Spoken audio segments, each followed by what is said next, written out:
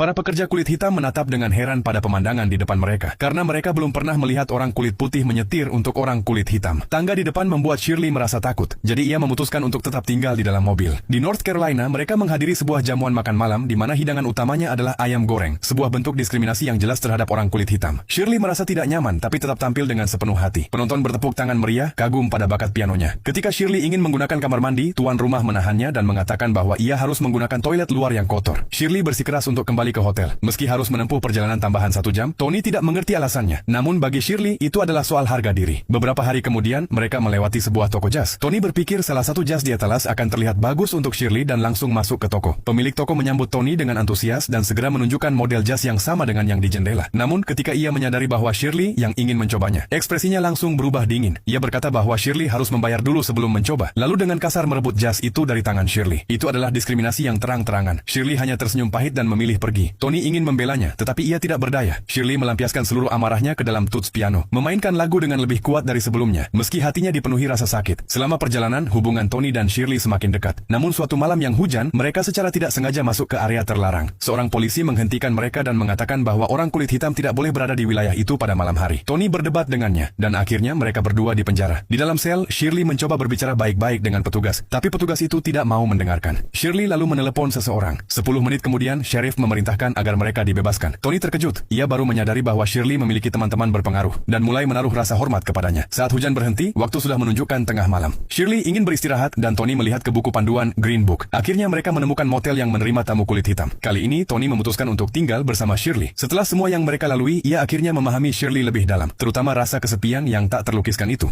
Mereka akhirnya tiba di tempat pertunjukan terakhir. Panitia menyambut dengan ramah, bahkan sudah menyiapkan tempat parkir VIP untuk mobilnya. Namun di tengah sambutan hangat itu, mereka malah mengarahkan Shirley masuk lewat pintu belakang. Ruangan yang disiapkan untuknya berada di sebelah dapur, dengan tangga sempit tanpa tempat untuk menggantung pakaian dan udara yang dipenuhi bau minyak goreng. Ketika Shirley ingin makan di restoran, pelayan menahannya dan menyarankan agar makanannya diantar ke kamar. Shirley menolak makan di ruang penyimpanan. Lalu pria itu menyarankan sebuah warung kecil di pinggir jalan. Tapi Shirley memutuskan bahwa ia tidak akan menanggung penghinaan itu lagi. Penyelenggara meminta Tony membujuknya untuk tetap tampil, mengingatkan bahwa lebih dari 400 orang sedang menunggu pertunjukan dan waktu hampir habis. Sambil berbicara, ia mengeluarkan dompet dan menawarkan $100 kepada Tony. Tony marah besar, menolak uang itu dan memutuskan pergi bersama Shirley. Mereka kemudian pergi ke sebuah warung kecil di pinggir jalan. Meski pakaian mereka yang elegan tampak tidak cocok, tak seorang pun memandang rendah mereka. Di atas panggung berdiri sebuah piano tua. Bukan Steinway, tapi Shirley duduk dan mulai bermain. Seorang musisi lokal segera ikut bermain, berimprovisasi bersama. Malam itu, Shirley mencurahkan seluruh jiwanya dalam permainan pianonya. Dan untuk pertama kalinya setelah sekian lama, ia bermain dengan kebahagiaan yang tulus.